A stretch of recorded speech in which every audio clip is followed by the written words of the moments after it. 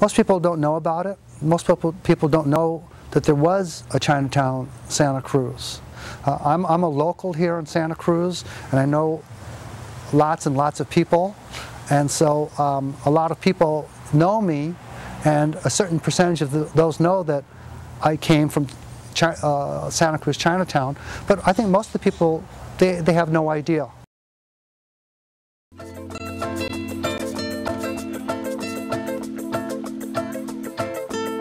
Me llaman el desaparecido, cuando llega ya se ha ido, volando vengo, volando voy, deprisa, rumbo perdido, cuando me buscan nunca estoy, cuando me encuentran yo no soy. Chinatown.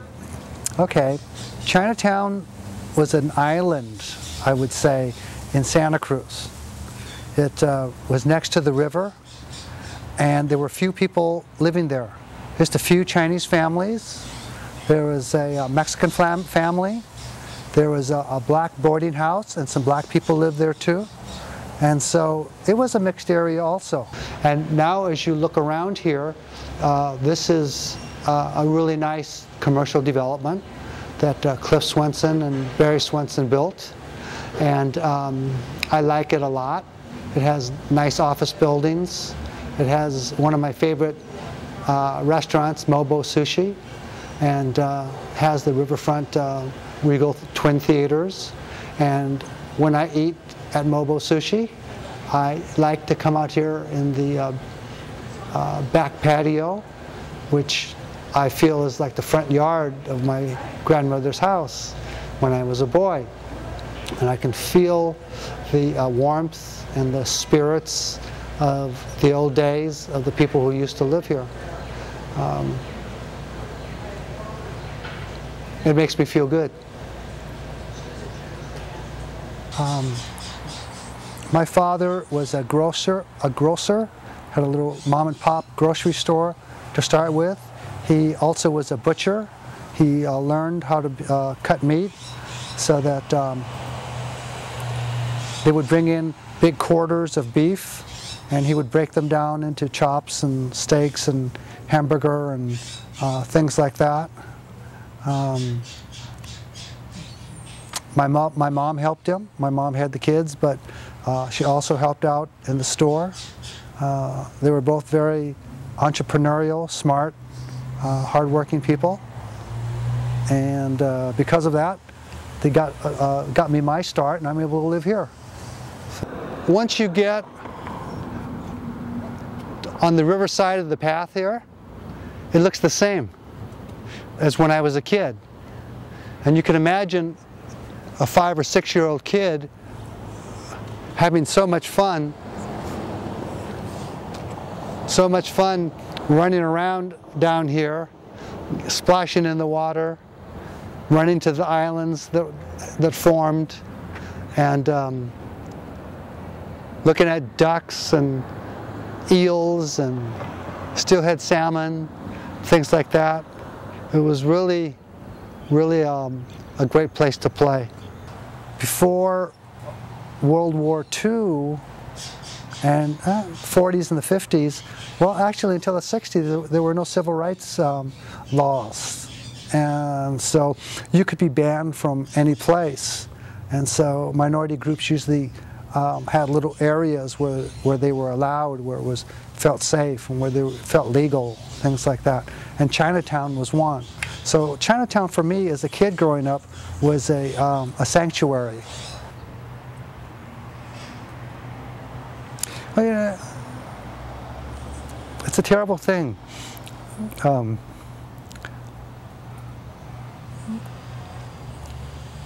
67, and you think I would be over this. Could I have the Kleenex, please?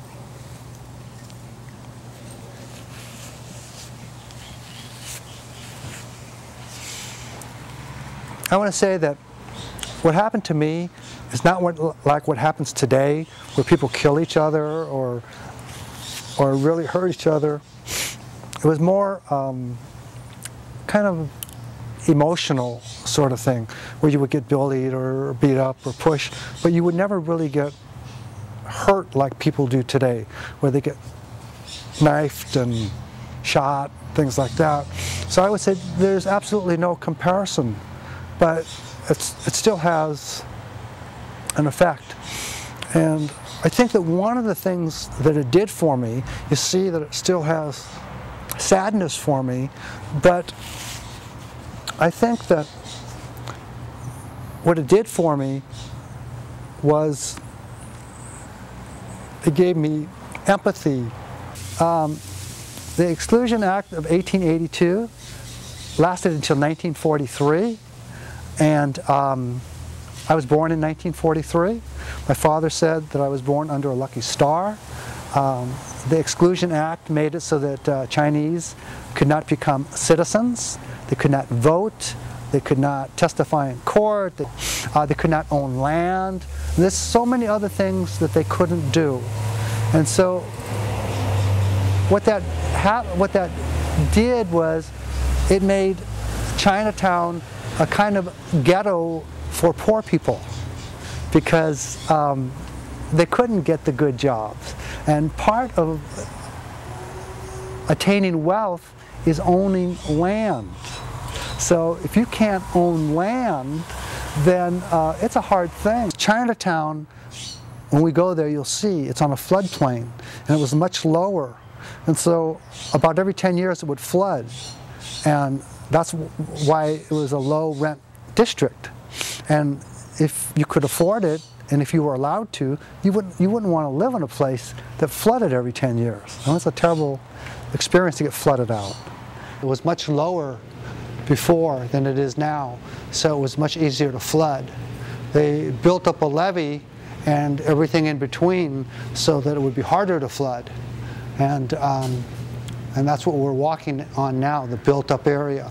They don't want these stores and the theater to flood. You see all these beautiful columns and landscaping, these vines, very nice buildings.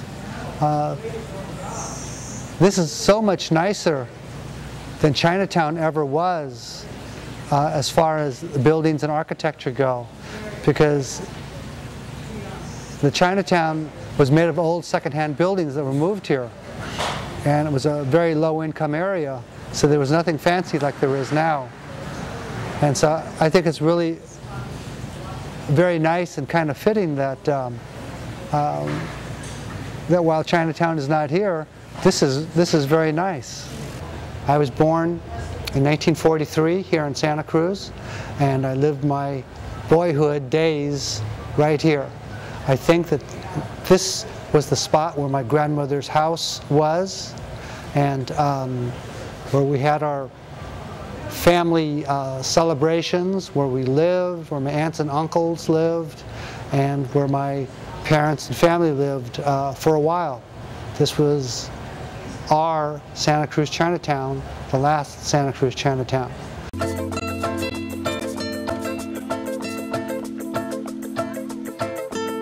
Me llaman el desaparecido, cuando llega ya se ha ido. Volando vengo, volando voy, deprisa, rumbo perdido. Cuando me buscan nunca estoy, cuando me encuentran yo no soy el que está enfrente, porque ya me fui corriendo más allá. Me dicen el desaparecido, fantasma que nunca está. Me dicen el desagradecido, pero esa no es la verdad. Yo llevo en el cuerpo un dolor que no me deja respirar. Llevo en el cuerpo una condena que siempre me echa a caminar. Me dicen